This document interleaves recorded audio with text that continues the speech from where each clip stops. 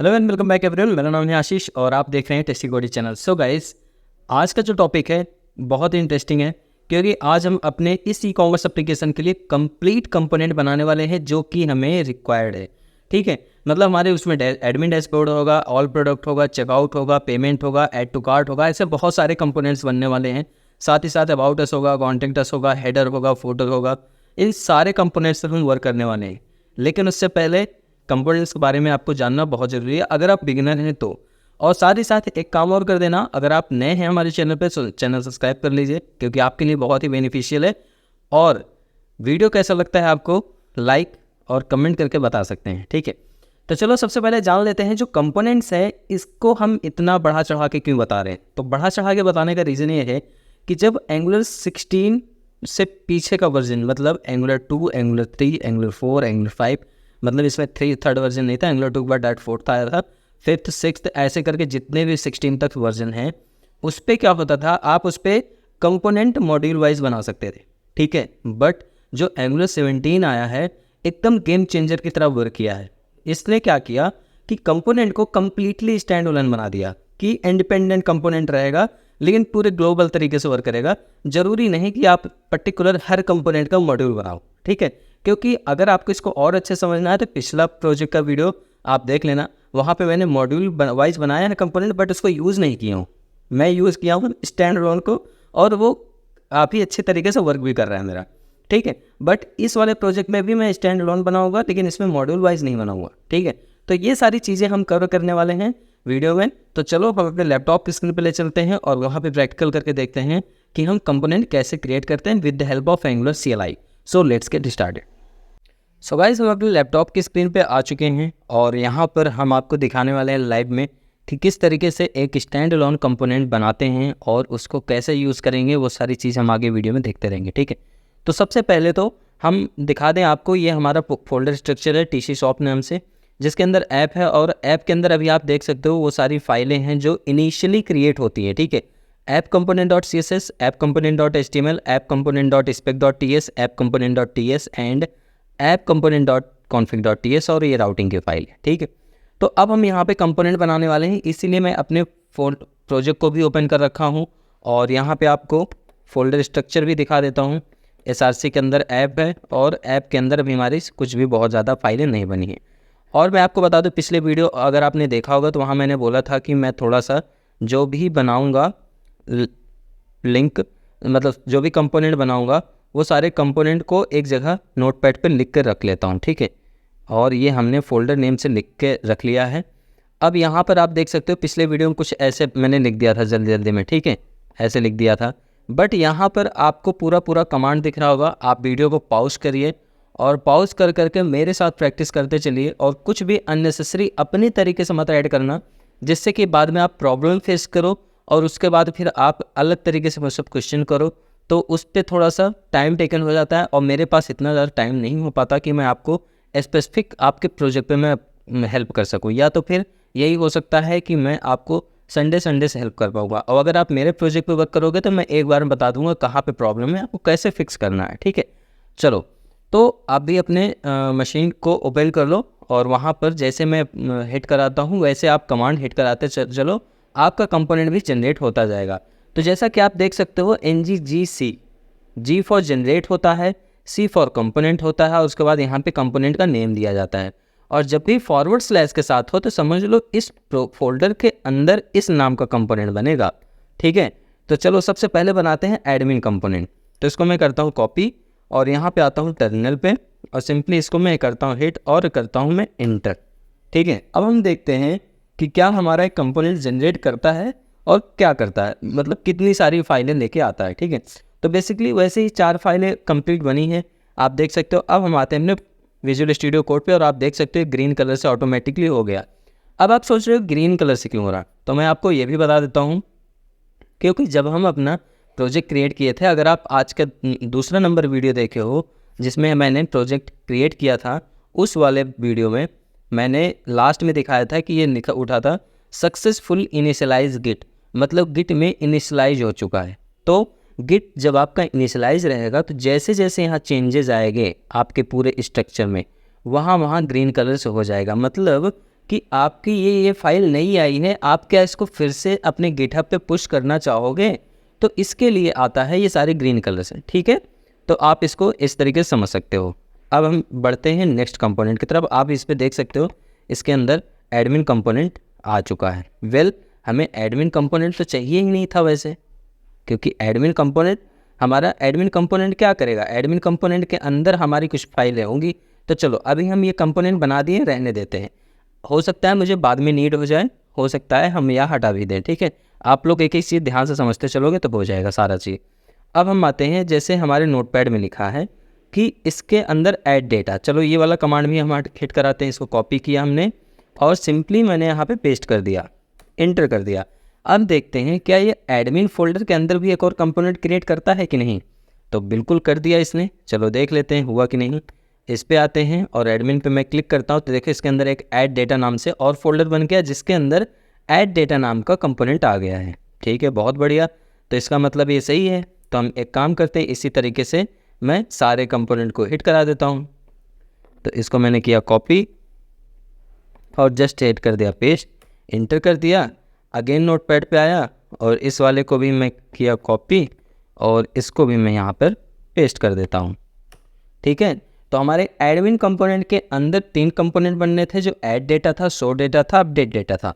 3 बन गए। अब हम आउटपुट एक बार देख लेते हैं। आउटपुट पे आते हैं तो आप ये देख सकते हो एडमिन फोल्डर के अंदर add data, show data, update data आ गया है। अब इसको करते हैं कोलैप्स, ठीक है। पहला हमारा कंपोनेंट जनरेट हो गया कम्प्लीटली। तो ये सारे हो गए हमारे डन। अब हम थोड़ा सा बढ़ते हैं नीचे, जिससे कि ये अब सामने ना आए।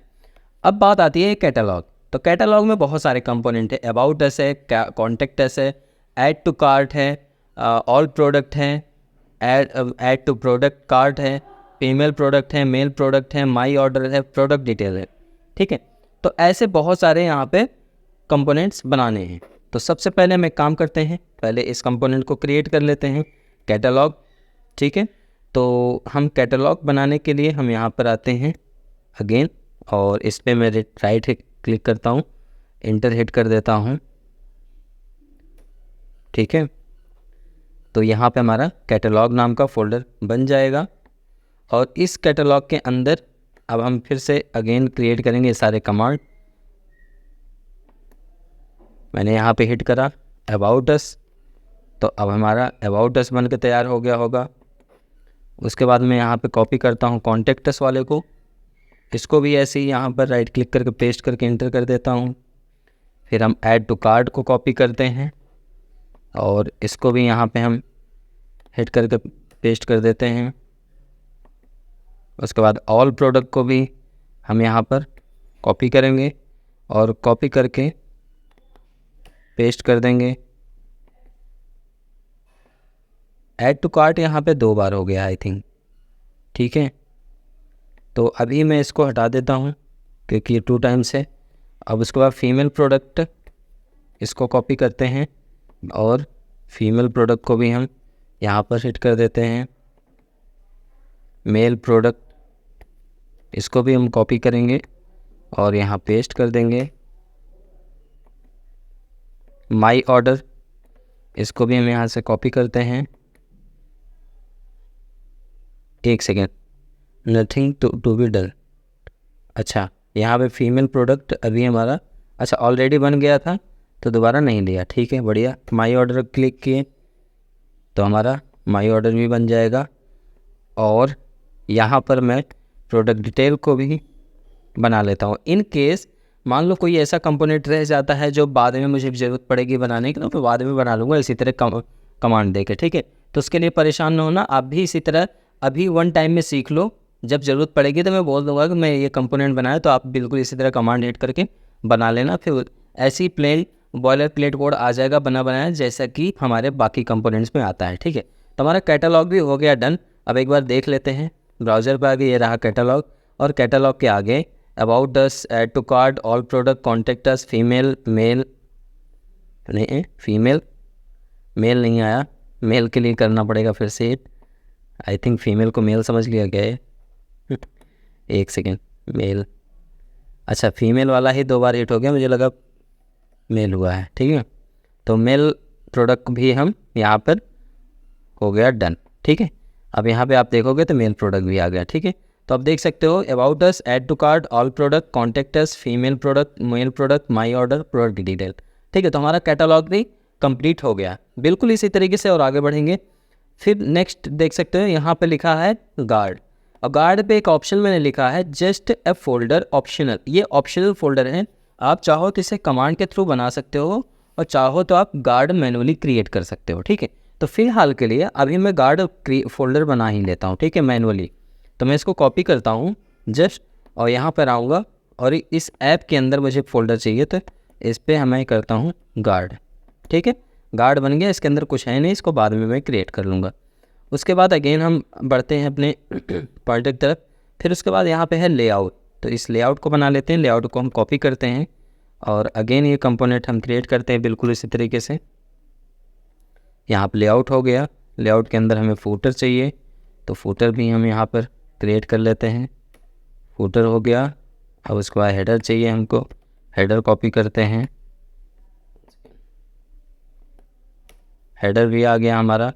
अब उसके बाद हम हेड इस लेआउट के अंदर होम भी चाहिए, तो होम को भी हम यहाँ पर हिट कर देते हैं और होम भी आ गया, ठीक है। तो ये हमारा लेआउट भी सेक्शन डन हो गया। आपको ब्राउज इस पे दिखा देता हूँ, ये देखो लेआउट, और लेआउट के अंदर फूटर, हेडर, होम सारे आ गए, परफेक्ट। नाउ अब हम फिर से बढ़ते हैं नोटपैड की तरफ। अब हमारा अगेन है पाइप। पाइप पे भी मैंने लिखा जस्ट फोल्डर ऑप्शनल, आप चाहो तो बना सकते हो। तो फिलहाल के लिए इसको मैं अभी पाइप नाम से बना देता हूँ, क्योंकि इसमें मैं रुपीज़ कन्वर्जन वगैरह करूँगा तो ये मुझे चाहिए होगा, ठीक है। तो मैंने लिखा पाइप और ये हमारा पाइप बन गया, ठीक है। नाउ उसके बाद अगेन क्या है, अगेन भी आई थिंक ऑप्शनल है, ठीक है। तो सर्विसेज, बेसिकली सर्विसेज को भी मैं अभी एज ए फोल्डर ही रखता हूँ यहाँ पर। अगर मुझे ज़रूरत होगी तो मैं इसे बाद में फ़ोल्डर डिलीट करूँगा और डिलीट करके कमांड के थ्रू जनरेट कर लूँगा जब इस सर्विसेज पे पहुँचूँगा, तो ठीक है।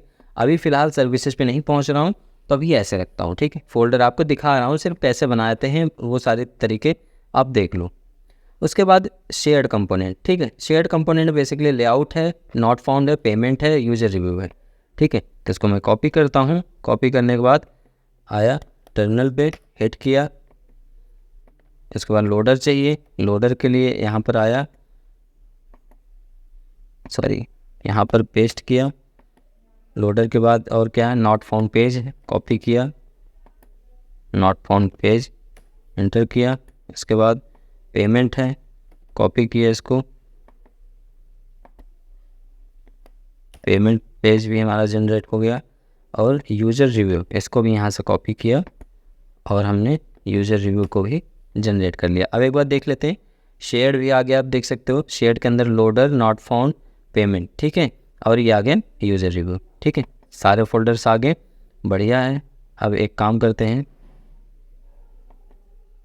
यहाँ पर, उसके बाद हम बात करते हैं ऑथ की, ठीक है।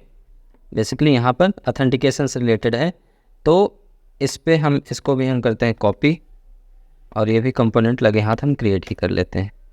यूज़र ऑथ, यूज़र ऑथ के अंदर हमारा है लॉगिन, तो हम लेते हैं यहाँ पर यूज़र ऑथ के अंदर लॉगिन और उसके अंदर है रजिस्टर, ठीक है।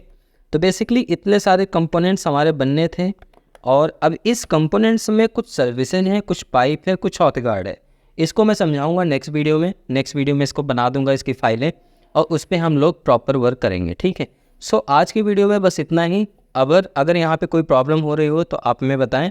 अगर आपको कंपोनेंट का स्ट्रक्चर देखना है तो मैं आपको बिल्कुल दिखा देता हूँ। एक बार आता हूँ यहाँ पर, लेट्स सपोज एडमिन को ले लेते हैं। अगर एडमिन का कंपोनेंट टीएस फाइल में जाओगे तो यहाँ पे आप देख सकते हो, यहाँ पे एक स्पेशल चीज़ आया है जो कि इंपोर्ट एरे बनाया आया है, जो कि आपको ऐप मॉड्यूल डॉट टीएस में मिला करता था, जहाँ पे आप क्या करते थे, कंपोनेंट को इंपोर्ट करते थे, मॉड्यूल इंपोर्ट करते थे। वो सारी चीज़ें यहाँ पे आपको करना पड़ेगा, और यहीं पे करने के बाद से यह आपका प्रोजेक्ट क्या कहलाएगा, स्टैंड अलोन ट्रू, ठीक है। और स्टैंड अलोन ट्रू मतलब हुआ कि ये अपने आप पे इंडिपेंडेंट कंपोनेंट है और ये हर कुछ कर सकता है जो आप करवाना चाहते हो। बस आपको इसको सही डायरेक्शन बताना पड़ेगा, दैट्स इट, ठीक है। सो आज के वीडियो में बस इतना ही। मिलते हैं नेक्स्ट वीडियो में, तब तक ले bye bye. Keep practice, keep coding, take care. कोई प्रॉब्लम हो तो कमेंट ज़रूर करें। Take care.